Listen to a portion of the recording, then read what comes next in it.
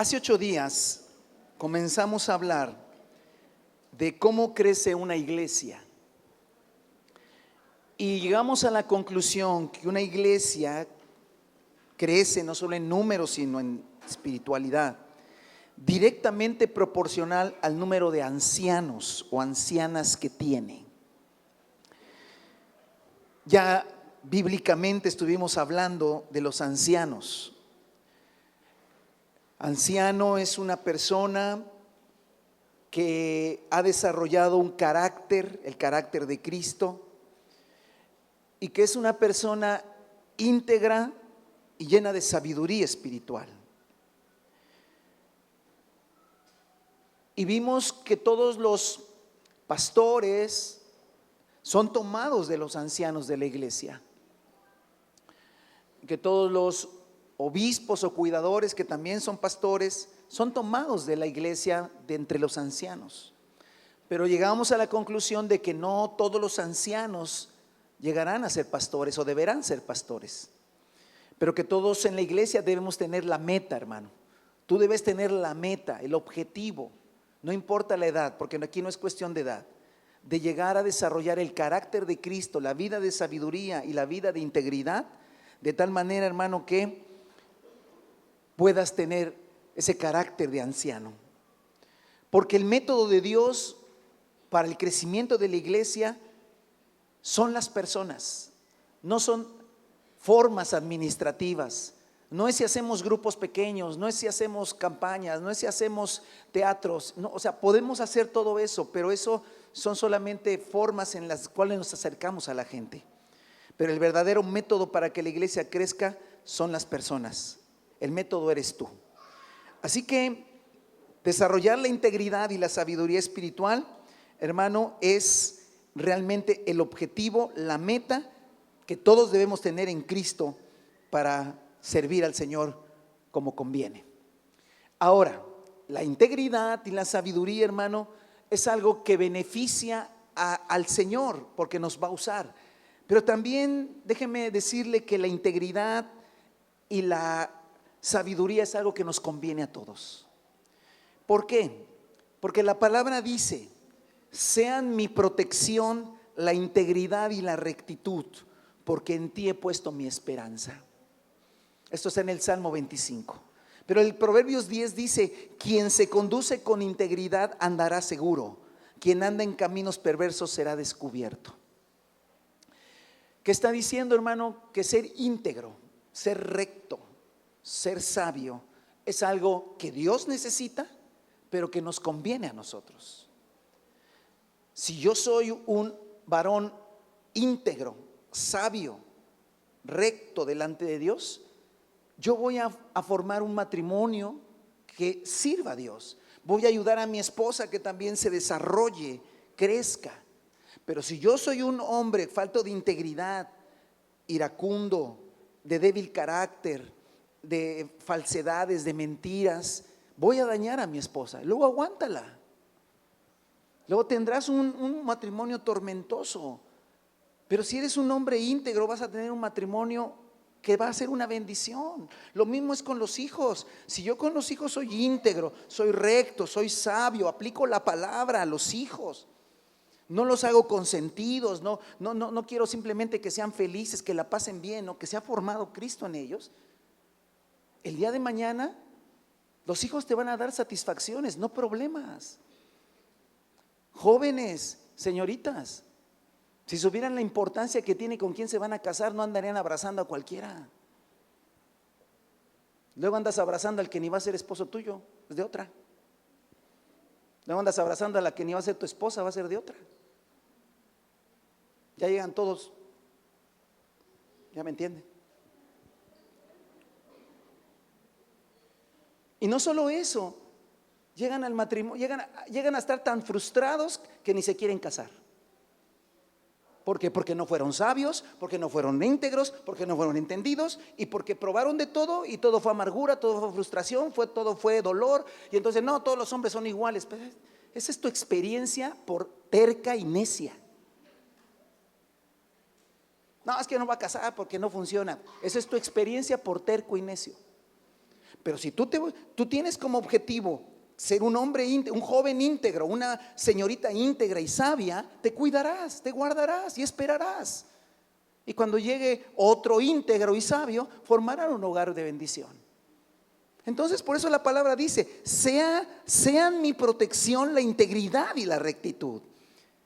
Quien se conduce con integridad andará seguro y no tendrá que andarse escondiendo, ¿verdad? Si yo soy un hombre sabio, íntegro, ¿sí? No voy a meter en problemas económicos, no voy a gastar más de lo que no tengo, no voy a pedir prestado, no voy a meter la tarjeta y al rato no tengo que pagar, porque no soy íntegro, porque no soy sabio. ¿Y quién es el que pasa problemas? Pues es tú. Pero si soy un hombre íntegro que dice: a ver, no, tenemos esto, gastamos esto y se acabó, ¿quién va a estar tranquilo? Yo.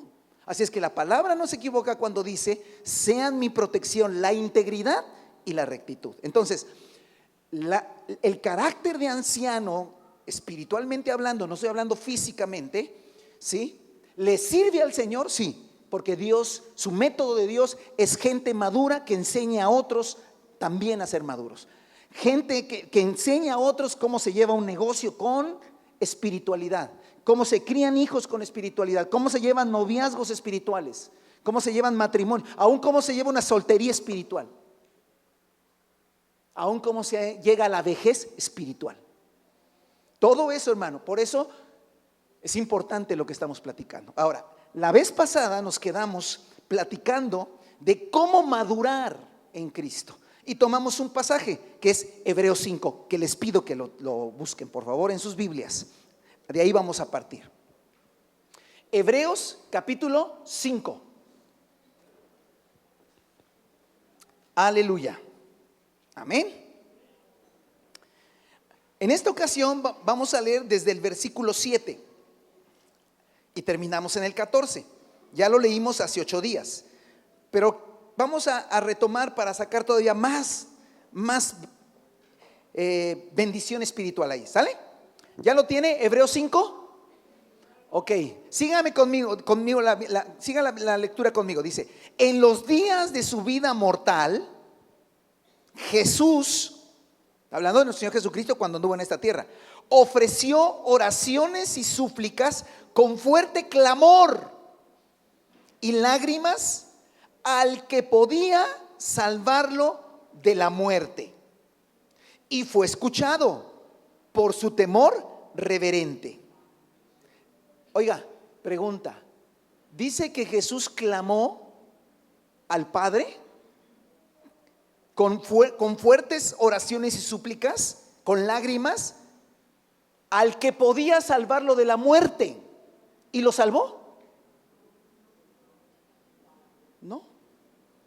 Interesante, ¿no? El Señor, no quiero pasar por la muerte, porque eso dice Mateo capítulo 26 y Lucas 24, que Jesús, la noche que iba a ser entregado, oraba al Señor, y aún con tanto era su estrés que su sudor eran como gotas de sangre, y que oraba diciendo: Padre, si es posible, pasa de mí esta copa o este trance o esto que va a pasar. Pero que en un momento de su oración dijo: pero no se haga como yo quiero, sino como tú. Y entonces Jesús fue a la cruz. Es de lo que está hablando, hermano. Dice: ofreció oraciones y súplicas con fuerte clamor y lágrimas al que podía salvarlo de la muerte, y fue escuchado. Y fue escuchado, pero no salvado. Aunque era hijo, versículo 8, mediante el sufrimiento aprendió a obedecer. Al ser perfeccionado, wow, Jesús fue perfeccionado. ¿Qué lo perfeccionó? Su obediencia. Dice: llegó a ser autor de salvación eterna para todos los que le obedecen. Y Dios lo nombró sumo sacerdote según el orden de Melquisedec. Sobre este tema, ¿cuál tema? El tema que se está hablando. ¿Cómo es que Jesús mediante el sufrimiento es perfeccionado? ¿Cómo Jesús a través del sufrimiento aprendió la obediencia? ¿Cómo es que es un sacerdote según? Todo eso es un tema. Y dice el escritor: sobre este tema tenemos mucho que decir, aunque es difícil de explicarlo porque ustedes se han vuelto apáticos y no escuchan. En realidad a estas alturas ya deberían ser maestros. Sin embargo, necesitan que alguien, creo que él no quería, ¿verdad? Alguien vuelva a enseñarles los principios más elementales de la palabra de Dios. Dicho de otro modo, necesitan leche en vez de alimento sólido. El que solo se alimenta de leche es inexperto. ¿En qué? En el mensaje o en la palabra de justicia. Es como un niño de pecho. En cambio, el alimento sólido es para los adultos, los maduros, los ancianos, pues han ejercitado la capacidad de distinguir entre el bien y el mal. Wow. ¿Cómo madurar? Experimentar el aprender al morir al yo, dejar cosas que estorban por el poder del Espíritu. Platicábamos la vez pasada. Pero básicamente, hermanos, hay dos cosas que me marca aquí la Escritura. Dos cosas que me pone muy claramente. Una, que para crecer necesitas experimentar el mensaje de justicia. No sé si lo ves ahí en tu Biblia. Dice el 13, el que solo se alimenta de leche es inexperto. Entonces, para crecer espiritualmente, primer cosa, necesito que experimentar el mensaje de justicia. A ver, díselo al que está junto a ti. Para madurar necesitas experimentar el mensaje de justicia.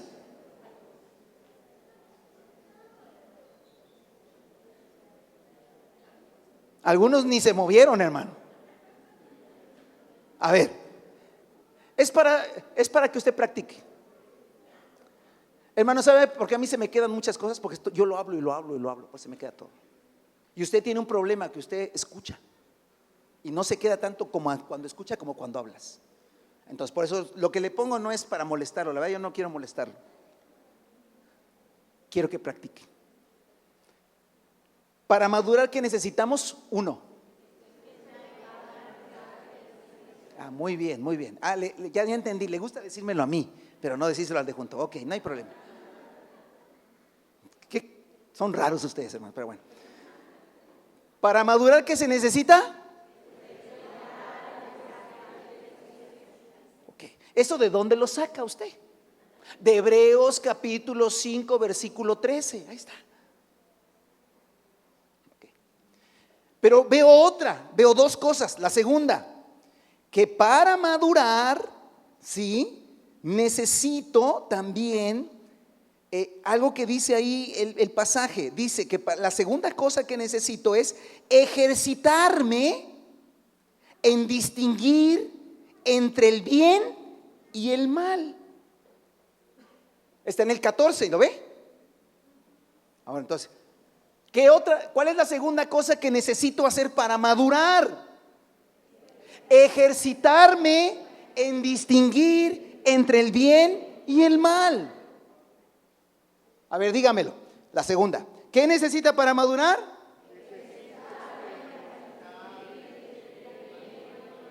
Exacto, ejercitarme en distinguir entre el bien y el mal. ¿Eso dónde está? Hebreos 5:14. ¿Está bien? Ahora las dos cosas juntas. ¿Qué necesitas para madurar? Uno, experimentar el mensaje de justicia. Y segundo, ejercitarme en distinguir. Muy bien, hermanos. Wow. Ya va a ser fácil entonces. Cuando usted tiene eso en la mente, rapidito. Ahora, déjeme explicarle, según la Biblia, no según yo, según la Biblia, qué significa eso de experimentar el mensaje de justicia y ejercitarme en distinguir entre el bien y el mal. Porque esa es la ruta para madurar. Esa es la ruta para madurar. Para llegar a ser un hombre y una mujer íntegro y sabio espiritualmente. ¿Vale? Primer cosa entonces. Para entender la primera, que es experimentar el mensaje de justicia, lo que necesito es entender qué significa la frase la justicia de Dios. Porque dice que tengo que experimentar la justicia de Dios. Y para eso, hermano, es súper importante Romanos 3. Entonces, quiero que me acompañe al versículo 21 al 26. ¿Vale? Si tú estás iniciando en el Evangelio, pon atención. Si ya tienes un poquito de tiempo en meditar en la palabra, pon atención. Y si ya tienes mucho tiempo, pues más pon atención, hermano. ¿Sale? Porque este pasaje es, a ver, si yo no entiendo qué es la justicia de Dios, ¿cómo la voy a experimentar? Es tan sencillo como eso. Si yo no sé qué es. Entonces, si vamos a Romanos 21, 3:21 dice así. 3:21. ¿Listos? Pero ahora, sin la mediación de la ley del Antiguo Testamento, se ha manifestado ¿quién? Ahora dice, ahora en Cristo se ha manifestado. Pablo está hablando del tiempo presente en su momento y dice, ahora se ha manifestado la justicia de Dios, de la que dan testimonio la ley y los profetas. ¿Esta qué? Esa justicia de Dios llega. ¿A cuántos quiere que le llegue la justicia de Dios? Ay, no, hermano, que no me llegue, porque ando mal. ¿Cuántos quieren que les llegue la justicia de Dios? O sea, algunos levantan la mano y dicen, no, pues que llegue. Pero si llega la justicia de Dios, pues que llegue. No, a ver, vamos. Esta justicia llega, la justicia de Dios. ¿Cómo llega? ¿Cómo te llega? Mediante la fe en Jesucristo a todos los que creen. O sea que la justicia de Dios me llega por medio de la fe en Jesucristo, sí. De hecho, no hay distinción, pues todos han pecado y están privados de la gloria de Dios. Mire, le explico. El Salmo 24 dice: ¿quién subirá al monte de su santidad? Es una pregunta que hace el salmista. ¿Quién subirá? Y dice: el limpio de manos, puro de corazón, que no hay engaño en su boca, ni ha elevado su corazón a cosas vanas. Ok. Ese es el que puede subir al monte de la santidad de Dios. Mi pregunta es: ¿dónde está ese hombre? El hombre que nunca ensució sus manos, que siempre fue pureza su corazón y que nunca hubo engaño en su boca. La Biblia dice que ningún hombre. Entonces, lo que la Escritura dice es que porque nadie cumple con los requisitos de la santidad de Dios, nadie puede accesar a la gloria de Dios. Nadie. Pero Dios, que es extremadamente bueno y maravilloso, a ver, es como, voy a ponerme esto. Dios es más.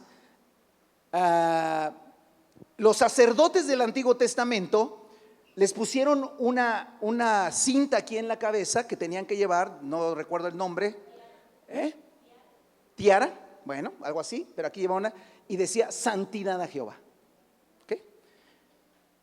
Entonces Dios es un Dios santo y los hombres no pueden accesar a Él. Entonces Dios, la justicia de Dios, porque Dios es justo, Dios dice: te voy a otorgar el título que yo tengo de santo, de justo, justo. Esto se llama la justicia de Dios. La justicia que es de Dios, dice el escritor, la justicia de Dios se ha manifestado y la justicia de Dios llega. ¿A quién le llega la justicia de Dios? Al que cree, al que se entrega, al que cree que Jesucristo murió en una cruz, resucitó al tercer día y se entrega a Él. Entonces, cuando se dice la justicia de Dios, entonces está hablando de la justicia que le pertenece a Dios, que nos es otorgada a los que creemos. Ahora, ¿de qué estábamos hablando? Ya se me olvidó, hermano. No, estamos hablando que para madurar necesitamos experimentar la palabra de justicia. Ok. Entonces, para que yo pueda llegar a la madurez espiritual, yo tengo que experimentar la palabra de justicia. Y la primera experiencia que tengo que tener es la experiencia de creer en Jesucristo, de entregarme a Jesucristo y de recibir la justicia de Dios que me transforma en un hombre justo, aunque no lo sea. Amén. Es decir, yo no tengo boleto para entrar al cielo, porque soy un pecador, no me aceptan. Pero Dios me dice, no te preocupes, yo te doy un pase. Y no solo te doy un pase, te otorgo mi justicia para que cuando yo te vea, te veas justo y entonces tú puedes venir a la gloria de Dios.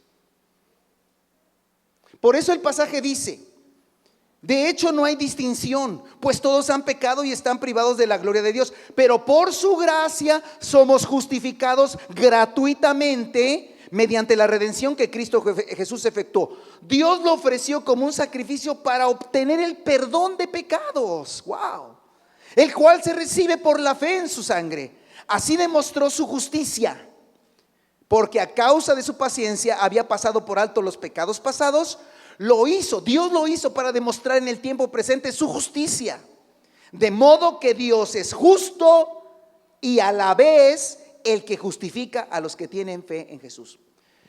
Primera experiencia que debes tener, y si no la has tenido, yo te animo a que experimentes esto. A ver, no te vas a salvar por tus obras, no te vas a salvar porque has ayudado a otros, no te vas a salvar porque obedecías a tu mamá y a tu papá, que eso ni es cierto, aparte de todo mentiroso. No te vas a salvar porque eres de una religión, no. Si tú te crees que te vas a salvar por eso, no estás experimentando la palabra de justicia. Pero cuando tú dices, soy un pecador, yo merezco ir al infierno, yo merezco la condenación eterna, yo no puedo accesar a la gloria de Dios, pero el Señor dice que murió Jesús por mí, yo creo, yo me entrego, yo creo que Él murió y resucitó. Y en ese momento tú experimentas el perdón de tus pecados, estás experimentando la palabra de justicia. Es el primer paso. Y si no lo has hecho, tienes que hacerlo. Porque si no lo haces, no va a pasar absolutamente. No vas a cambiar, no va a haber una transformación. Vas a venir y te vas a chocar y no vas a cambiar, no va a pasar nada en tu vida. Vas a medio aprenderte unos cantos, medio la Biblia, pero vas a seguir el mismo siempre. Madurar, no, olvídate, ¿cuándo? Porque hay que experimentar la palabra de justicia. ¿Cuántos alaban el nombre del Señor? Entonces, la justicia de Dios tiene que ver con la obra de Cristo a favor de nosotros. Cuando creemos en esa obra, recibimos y experimentamos la justicia de Dios. Ahora quiero hablar con algunos que ya han entregado su vida a Cristo. Algunos que ya han entregado su vida a Cristo todavía no experimentan al 100% esta parte. Todavía nos acercamos con dudas. Nos acercamos pensando que no merecemos. Y le quiero decir una cosa, no lo merecemos, pero nos fue dado. Hay un pasaje que siempre me llamó la atención. Una mujer extranjera, no judía, se acerca a Jesús y le dice, sana a mi hija. Aparte, Jesús andaba muy cerca de la frontera, o sea, la verdad que Jesús como que hasta provocó eso. Y entonces viene una mujer que tiene una hija enferma y le dice, sana a mi hija. Y él le contesta una cosa rarísima. Le dice, no es bueno dar el pan de los hijos a los perrillos. Una contestación muy grosera. Porque ¿cómo es que le llamó a esa mujer perrita?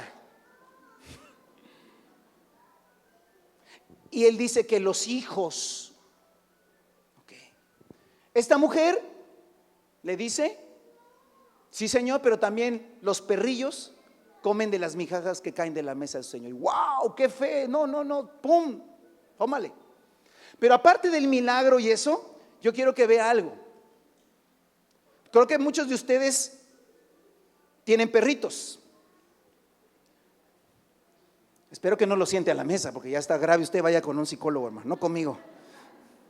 O bueno, sí, para liberarlo del espíritu demoníaco que tiene. Pero los perrillos, pero yo creo que ningún hijo, y bueno, y cuando estás de buenas que el perrillo se come, y cuando sácate perro, y pobre perro, primero no sabe si estás de buenas, estás de malas, ¿no? Pero ninguno de nuestros hijos viene a la mesa y empieza a comer lo que cae. Porque si un hijo de nosotros empieza a comer lo que está tirado, también hay que llevarlo con alguien porque está mal de la cabeza. O sea, si el perro come en la mesa y el niño abajo, las cosas están de locos. Los niños comen en la mesa y los perrillos abajo. Ok. ¿Por qué come en la mesa el hijo? Porque es hijo.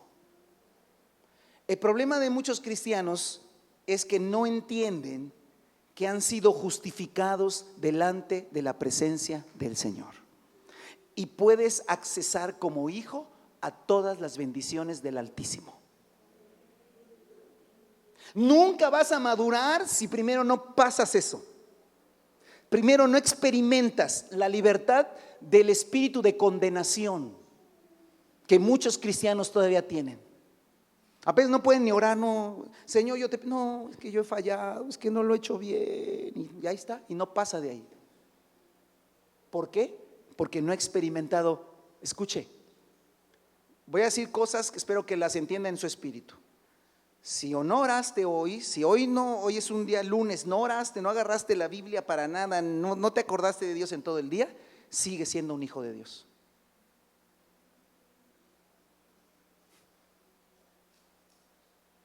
Si no oraste y no leíste la palabra el día martes tampoco, y no te acordaste del Señor ni lo invocaste en ningún momento, sigue siendo hijo de Dios.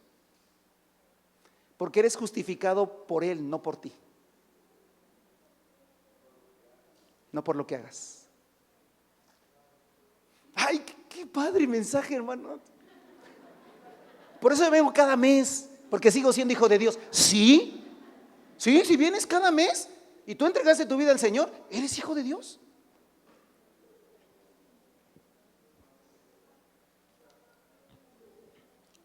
Amén. La segunda parte de experimentar la justicia de Dios, primero experimenté esa, ahora hay que experimentar la otra. La segunda parte de la primera parte. Vayan conmigo a Romanos 6. Romanos 6. Aleluya. La segunda parte de experimentar la justicia de Dios está claramente establecido en Romanos 6. Y dice así, 6:6. Sabemos que nuestra vieja naturaleza fue crucificada con Él para que nuestro cuerpo pecaminoso perdiera su poder, de modo que ya no siguiéramos siendo esclavos del pecado, porque el que muere queda liberado del pecado. Ahora bien, si hemos muerto con Cristo, confiamos en que también viviremos con Él. Pero sabemos que Cristo, por haber sido levantado entre los muertos, ya no puede volver a morir. La muerte ya no tiene dominio sobre Él. En cuanto a su muerte, murió al pecado, ¿cuántas veces? Una vez, y para siempre. Y en cuanto a su vida, vive para Dios. El versículo 11 dice, comienza diciendo, de la misma manera, dígalo, de la misma manera. ¿Cuál? Lo que acaba de decir, que Cristo murió una vez al pecado y para siempre, y en cuanto a su vida vive para Dios. De la misma manera, ustedes considérense, valórense, apréciense como muertos al pecado, pero vivos para Dios en Cristo Jesús. Por lo tanto, no permitan, no obedezcan y no ofrezcan. Encontré tres no en el versículo 12 y el inicio del 13. ¿Lo ve? ¿Lo está viendo? No permitan, no obedezcan y no ofrezcan. ¿Qué no debo permitir? Que el pecado reine en mi cuerpo. ¿Qué no debo obedecer? Mis malos deseos. ¿Qué no debo ofrecer? Los miembros de mi cuerpo al pecado como instrumentos de injusticia. La siguiente parte, hermano, cuando yo experimento el perdón de mis pecados, cuando yo creo en el Señor y tomo la justicia de Dios y sé que soy un hijo de Dios, ahora lo que el Señor me dice es que tengo que experimentar, ¿qué? Experimentar, ofrecer mi cuerpo, mi mente, mi espíritu, mi alma, todo lo que soy, ofrecerlo al Señor. No permitir que el pecado reine, no obedecer a los malos deseos y no ofrecer mis miembros del cuerpo a instrumento de injusticia. Miren lo que dice, al contrario. ¿Cómo dice? Al contrario, ofrézcanse más bien a Dios como quienes han vuelto de la muerte a la vida. Wow. Claro, hermano, cuando yo creo en el Señor y verdaderamente entiendo que yo iba al infierno y que ahora voy al cielo, no por mis obras, sino porque el Señor me otorgó su gracia, porque yo estaba muerto en pecados y delitos y ahora el Señor me ha dado vida, entonces me dice el Señor que yo presente mi cuerpo para ser instrumento de justicia, porque ahora soy justo. Me regalaron ser justo. Ahora, ¿qué me dice el Señor? Ahora, oye, si yo te di el título de justo, dame tu cuerpo, dame tu ser para usarlo yo como un instrumento de justicia.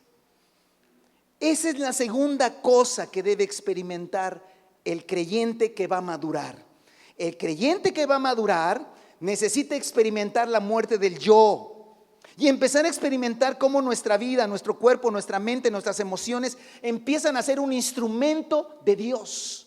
Si tú no atraviesas esa línea donde ya no vives tú, sino que ahora dejas que el Espíritu de Dios comience a reinar en tu cuerpo,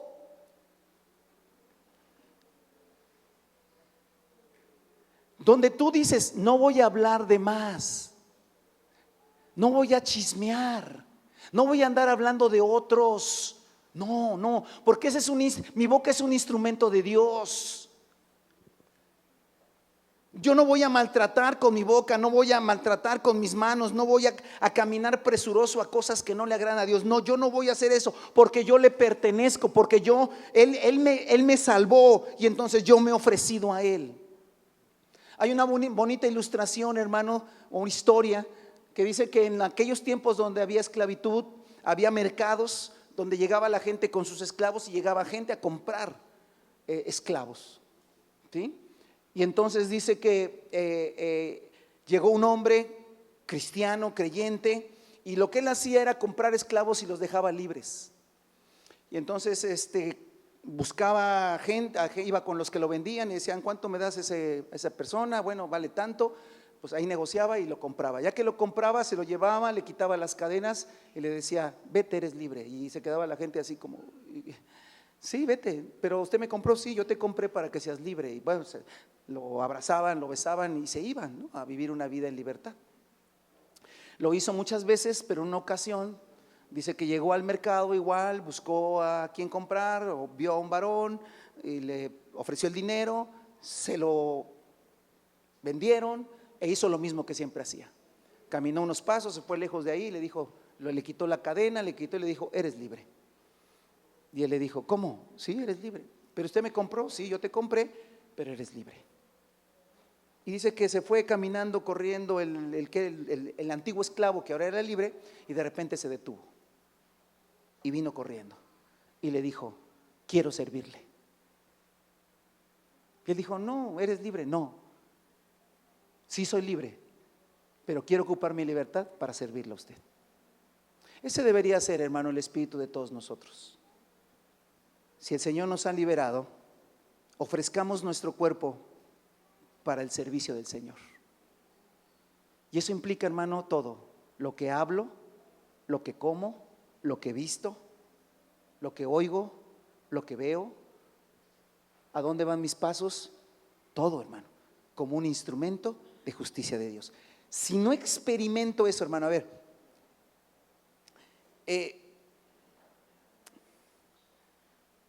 no sé, pero yo cuando empecé a ser cristiano, la gente, amigos que todavía tenía, me decían, que si quisiéramos las cosas que hacíamos antes. Y yo les decía, no, yo no. Es que ya vas a una religión y te lo prohíben. Y yo siempre tuve una convicción, porque sí, esa fue mi experiencia. A mí nadie me prohibió nada, hermano. A mí y hasta la fecha nadie me ha prohibido nada. Todo lo que ha cambiado en mi vida y todo lo que he dejado, hermano, lo dejé por convicción. Lo dejé porque sé que Dios quería que lo dejara. Y esa es una experiencia. A ver, hermano, yo no le estoy hablando de una doctrina, sino de una experiencia. Y si tú no experimentas dejar cosas, y si tú no experimentas consagrar tu cuerpo al Señor, y si tú no experimentas el negarte cosas, tú, nadie, ni tu papá, ni tu mamá, ni tu esposo, ni tu esposa, tú, solito, por el Señor y su presencia, dejar cosas, quitar cosas, abandonar cosas, cortar aún amistades que no me están edificando, ¿sí? Aún dejar de ir a lugares que no son buenos, no están bien, no es propio de lo que yo soy. Si no pasa eso, es muy difícil madurar. Es muy difícil madurar. ¿Por qué? Porque es algo que nadie va a vivir por ti. Nadie va a vivir por ti. Nadie. Tú lo tienes que vivir. Y esa experiencia se llama experimentar la palabra de justicia.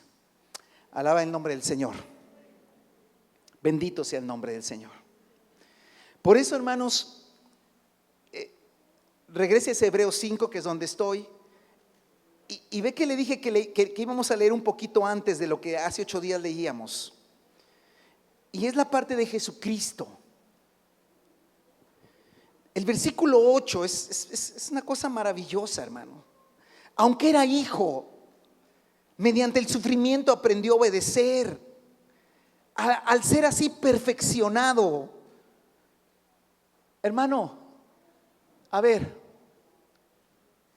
Jesucristo estaba a punto de ser apresado y él sabía lo que le esperaba. Él pidió al Padre, ¿es posible? Y el Padre dijo, no es posible. No, a ver, el Padre no lo obligó. Como no te puede obligar Dios a que tú entregues tu cuerpo, tu mente, tu alma, tus sentimientos, tus emociones, que tú se las entregues al Señor. No te puede obligar, ni Dios. Y Dios no obligó a Jesucristo. Jesucristo dijo, Señor, ¿es posible que pase este vaso? ¿Es posible que esto? Jesús lo que estaba diciendo es, Señor, ¿habrá otra manera de salvar a los hombres? ¿Habrá otra manera de que se cumpla el plan? ¿Es posible que esto no? Tal vez encontremos otra ruta por la cual salvemos al hombre. Y la respuesta de Dios fue, no hay otra ruta. Y la respuesta de Jesús no fue, no me obligues. No, Jesús dijo, pero no se haga conforme mi voluntad, sino conforme la tuya. Hermano, por favor, jóvenes, señoritas, entiéndame esta parte. Si vamos a madurar, tenemos que pasar muchas veces, no se haga como yo quiero, que se haga como tú quieres. Ese es el camino a la madurez. Y si tú nunca en tu vida cristiana has tenido la encrucijada de decir, esto es lo que quiero, pero esto es lo que debe ser en el Señor, si nunca las has pasado, lo seguro es que estás viviendo una vida muy superficial y no vas a llegar a la madurez. O si cada vez que viene eso te optas por hacer tu voluntad, entonces por eso estás en una niñez espiritual, porque siempre haces lo que a ti te conviene y te gusta.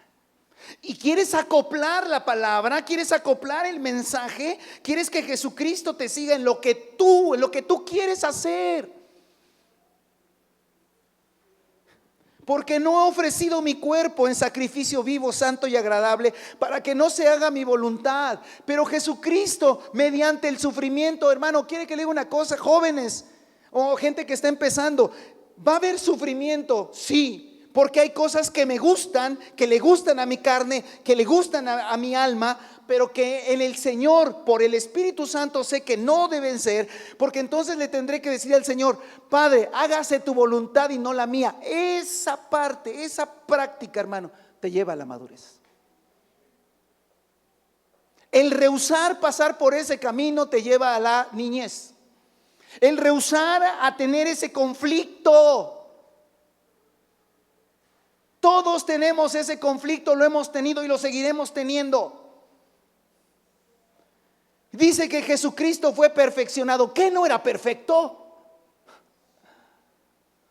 ¿Que Jesús no era perfecto? ¿Por qué fue perfeccionado? ¿Cómo que aprendió a obedecer? ¿Que no era obediente?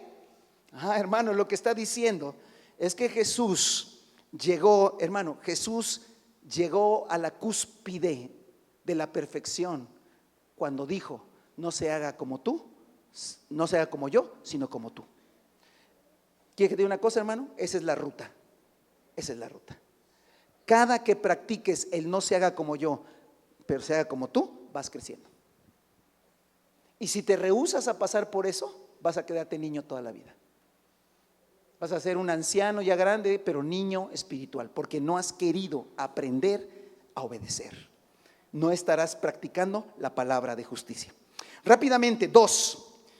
La segunda parte, hermano, o la otra cosa que dice Hebreos capítulo 5 es ejercitarse en distinguir entre el bien y el mal. ¿Usted sabe distinguir entre el bien y el mal?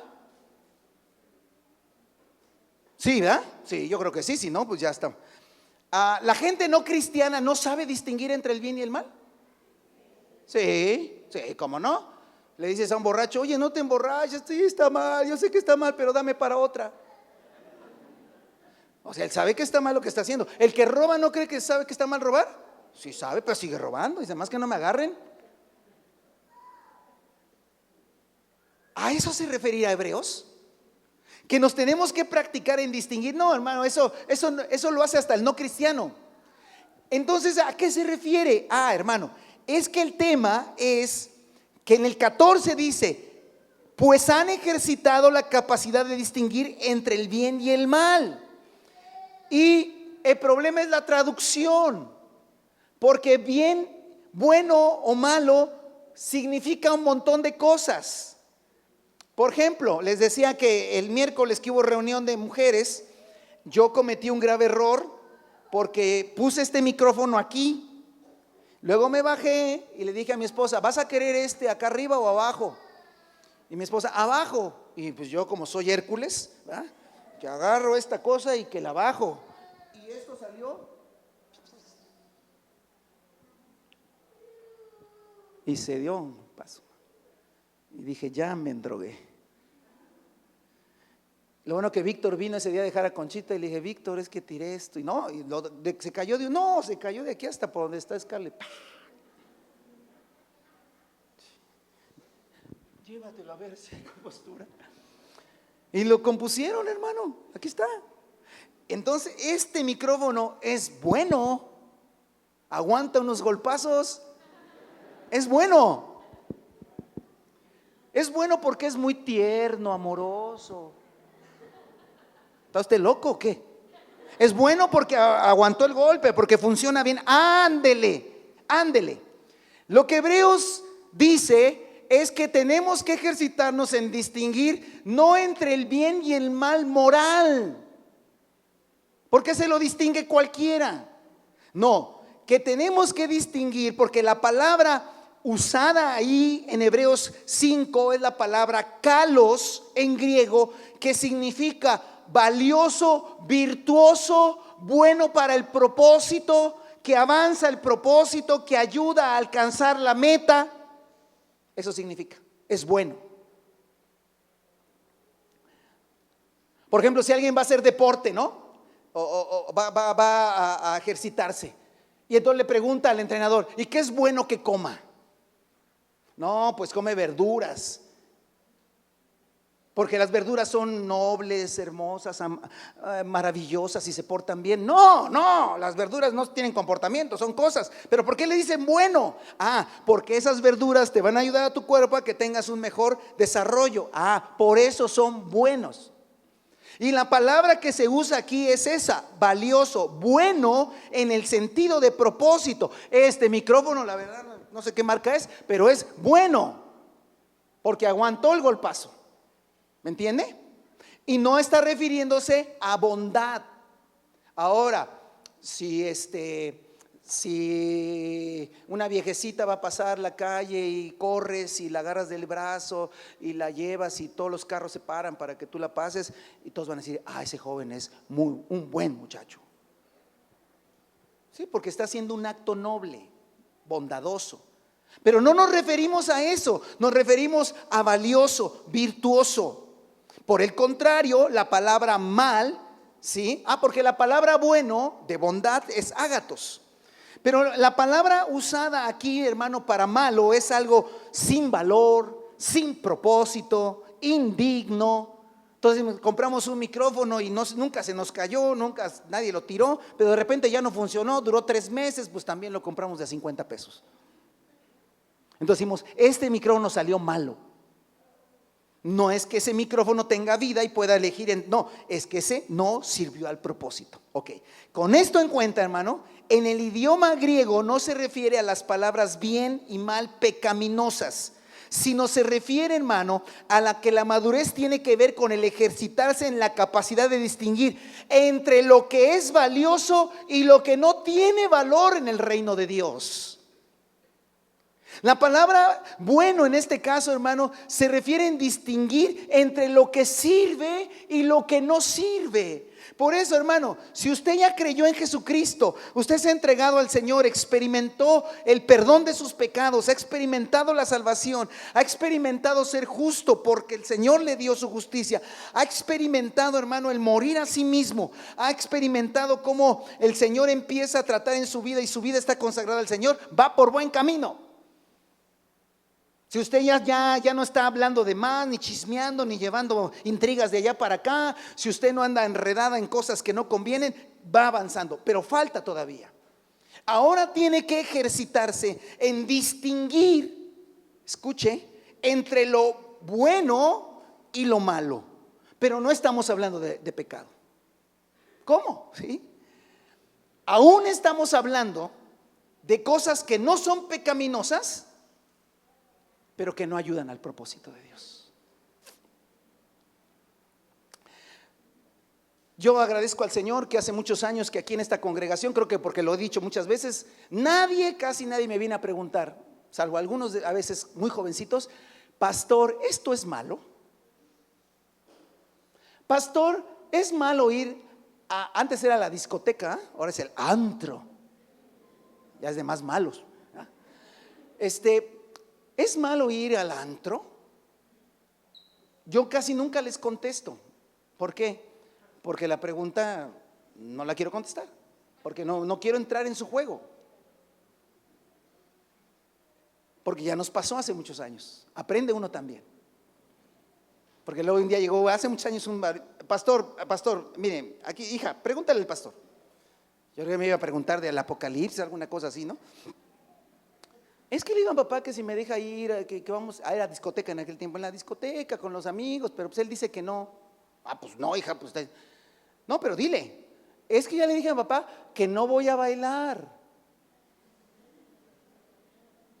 ni voy a tomar, nada más voy a ver. ¿Usted qué dice? El papá me le echa a mí. ¿Cómo ve, pastor? Le digo: no, pero usted se da permiso, usted le dice, y nada. No, le digo: no, bueno, yo no soy tu papá, mejor velo con tu papá. Pero hermano, esas son niñerías espirituales. Si tu hijo no se ha convertido al Señor, no lo dejes ir al antro. Y si ya se convirtió al Señor, pues no va a querer ir al antro.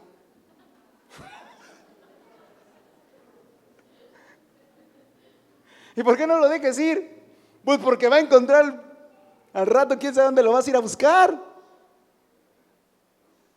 Y si ya se convirtió, ni va a querer ir. Pero el tema, hermano, es que siempre estamos preguntando si esto es malo o esto es bueno, en cuestión de pecado. Pero el maduro, el que va a avanzar a ser un anciano, es alguien que se ha ejercitado en distinguir entre las cosas que no son malas, pero que aún estorban al propósito. El hermano Dardán un día ponía un ejemplo. A ver, es como si voy a correr una carrera de 100 metros y quiero ganar. Entonces me preparo, entreno. Pero el día de la carrera me agarro 4 o 5 botellitas de estas. Porque qué tal si a los 20 metros me da sed, ¿no? Y entonces me lleno el short de botellitas y empiezo a correr. ¿Llevar una botellita de agua es malo? ¿Pero cree que me ayude en la carrera de 100 metros? ¿Llevar peso de más? No. Ahí está la diferencia entre cosas que no son malas, pero sí son malas. ¿Pero por qué son malas si no son malas? Son malas porque me estorban al propósito, no porque sean malas en esencia. Son malas ¿por qué? Porque no me ayudan o no le ayudan al reino de Dios. Oye, hermano, ¿y eso cómo es? Necesitas practicarlo. Porque va a llegar al punto, hermano, en que ya no estamos hablando de fumar o tomar, por favor.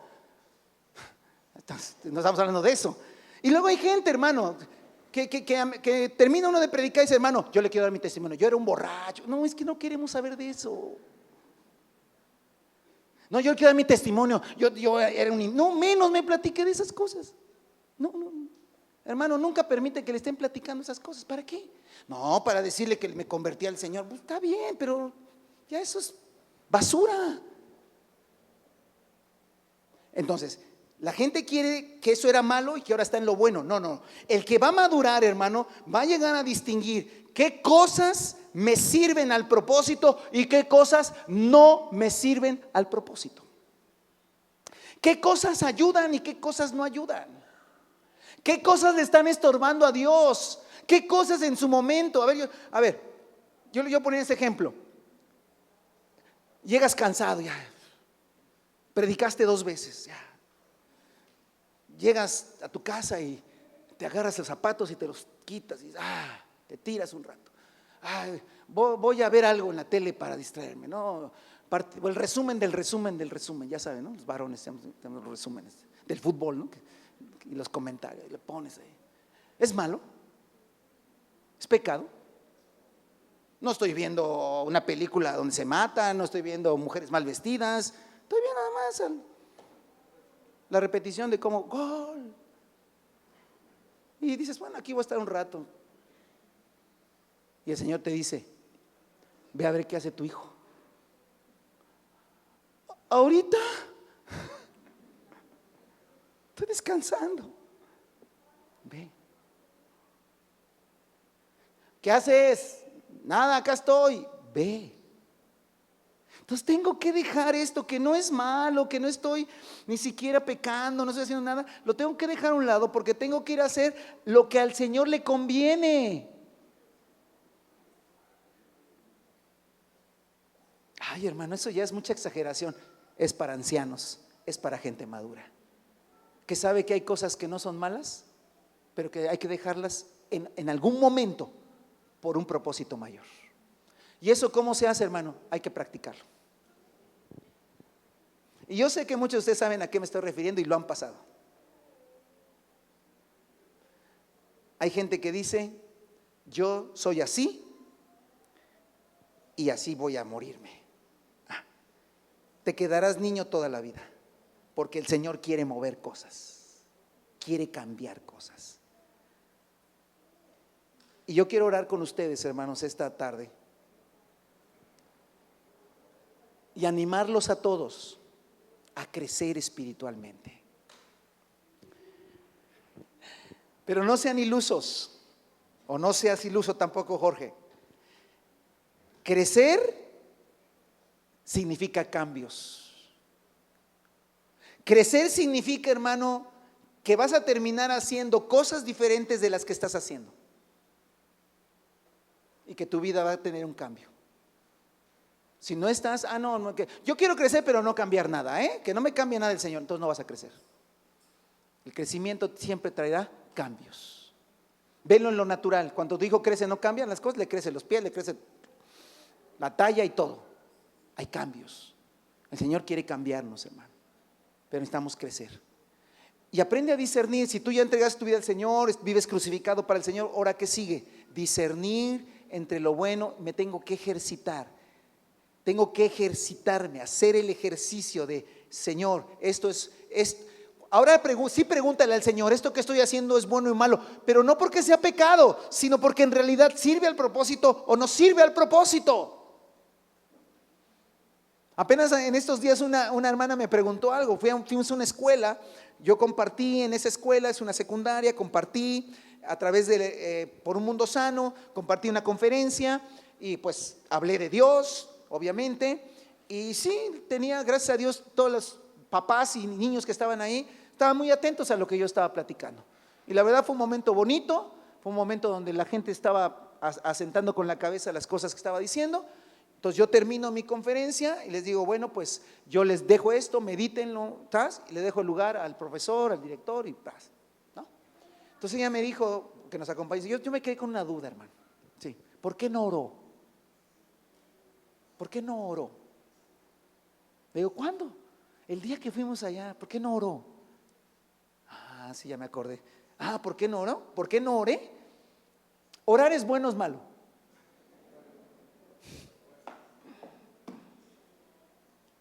Le dije, si tuve ganas de orar, pero el Señor no me dejó. Me dijo, párale ahí, stop, le entrega el micrófono, listo, se acabó.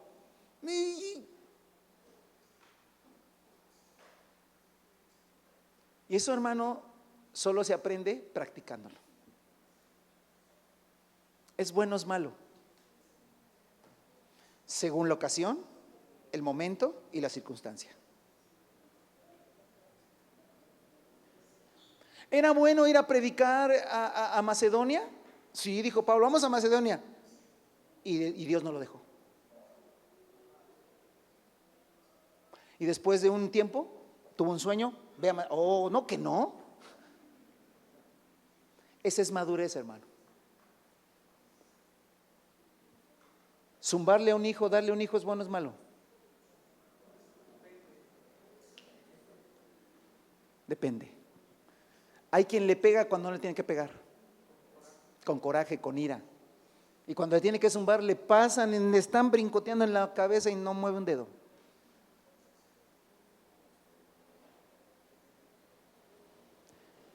Hermanos, saber qué hacer en cada momento, que ayude al propósito.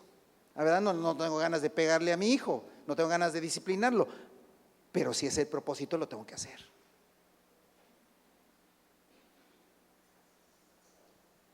A veces, hermano, el Señor te dice, cállate. Pero cállate, no digas más. Alguna vez mi esposa y yo fuimos a dar consejería a un matrimonio y el Señor nos dijo, váyanse. Y mientras ellos estaban discutiendo, nos paramos, mi esposa y yo, nos retiramos. No, ¿cómo? No, espere, y la cena. No se preocupe por la cena. Otro día platica. No, perdón, no se preocupe, no se preocupe. No pasa absolutamente nada. Con permiso. Y mi esposa y yo lo sabíamos que así era. ¿Pero no iban a dar consejería? Sí. Pero el Señor me dijo, párense y váyanse. Hermanos, tenemos que crecer. No podemos ser simples. Y yo sé que vamos por ese camino. Póngase sobre sus pies, hermano.